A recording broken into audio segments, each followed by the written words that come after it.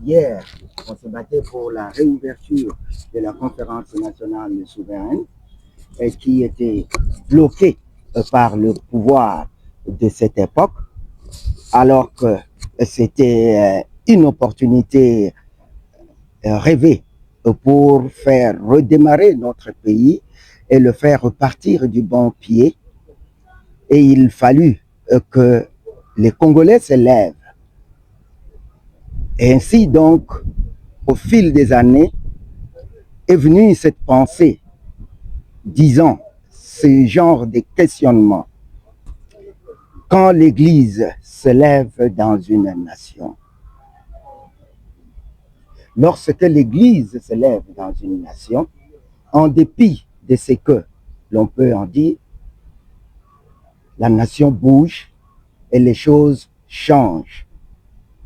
C'était le cas en 1992, où la conférence fut réouverte, mais par la ruse politique, nous nous retrouvons aujourd'hui et leur mauvaise foi, leur mauvaise volonté, 34 ans après, pour quasiment le même problème où la nation est en péril, le pouvoir en place reste renfermé sur lui-même, très peu d'ouverture et la situation s'enlise.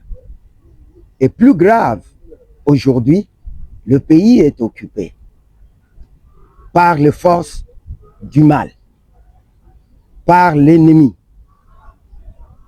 Nous comptons en milliers, en dizaines de milliers, si pas en millions, de morts qui découlent de cette agression en interne comme en externe, où aucune justification n'est valable, aucune explication n'est valable. Mais que fait le pouvoir en place? Il se renferme sur lui-même et la situation, je le disais, s'aggrave.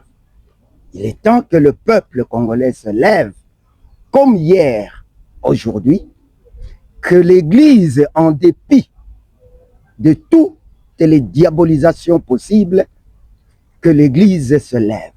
Mais quand on parle de l'Église, aujourd'hui, on laisse la tâche à nos pères des confessions religieuses.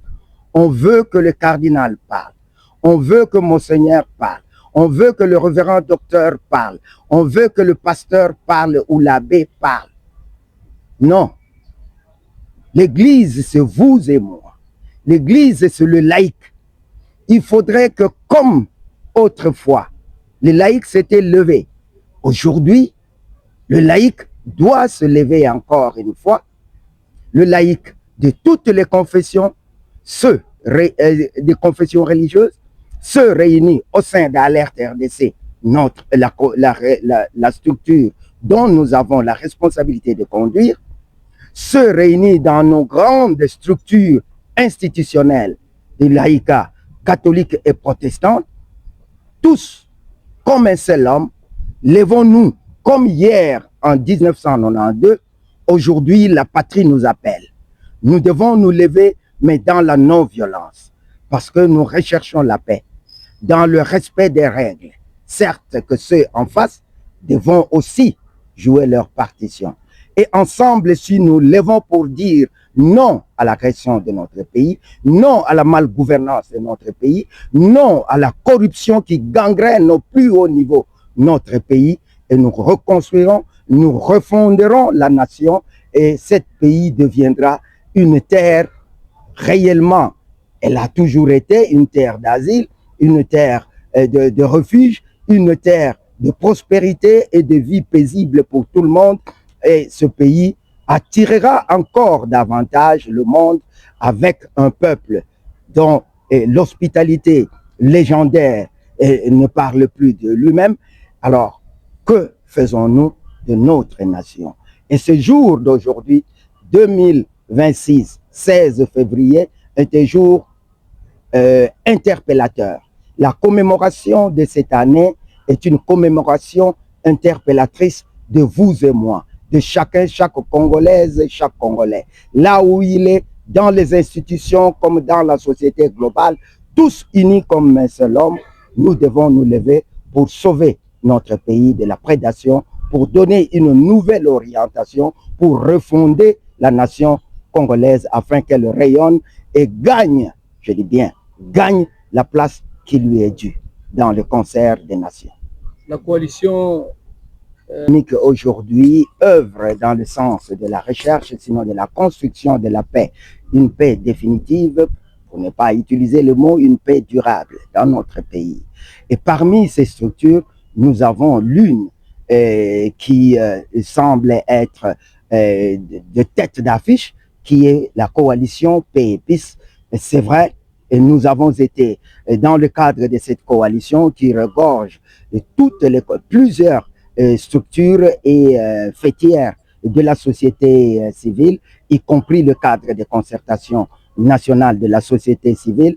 Nous avons pris l'option d'aller rencontrer d'abord le président du CNSA. Cela n'était qu'une première étape, et puisque le CNSA a joué et d'abord a été mis sur pied dans un contexte particulier pour une cause particulière. Et nous pensons que cette cause particulière est aujourd'hui en vigueur encore et nous appelle à l'adresser.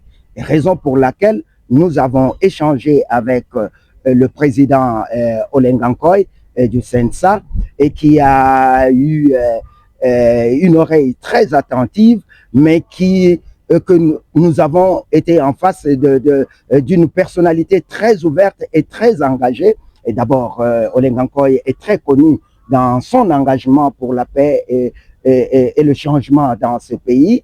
Et cela n'appelle aucune explication possible pour qui suit de près l'histoire de ce pays. Et nous avons échangé et le président du CNSA nous a rassuré de son engagement de pouvoir mettre tout en œuvre. Et là, nous l'avons taxé de l'homme des situations difficiles, comme on l'appelle souvent, parce que sa structure, l'institution qu'il dirige est une institution particulière et qui joue un rôle très important dans le règlement des conflits, surtout de ce genre comme celui auquel nous faisons face.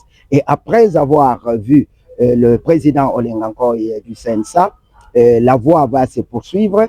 Nous allons rencontrer d'autres institutions choisies, désignées par la coordination de Paix et Peace, pour rencontrer aussi et plaider plutôt pour que les uns et les autres ouvrent leur cœur et puissent voir la vérité en face et comprendre que sans le dialogue dans ce pays, eh bien, la situation est en train de s'enliser et qu'il est important que nous nous retrouvions de manière la plus inclusive possible, les uns et les autres, sans indexer qui que ce soit, puisque si on dialogue aujourd'hui, si on doit régler un conflit oppose différentes parties et on ne peut régler un conflit de manière durable que si toutes les parties prenantes sont engagées dans cette dynamique et de telle sorte que les responsabilités soient établies. Et cela ne veut pas dire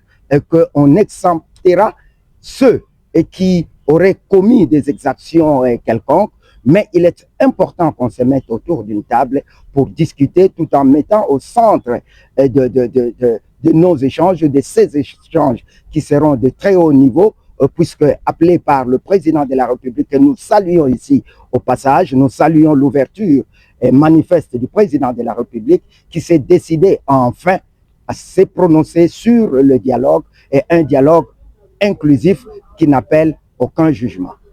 Merci.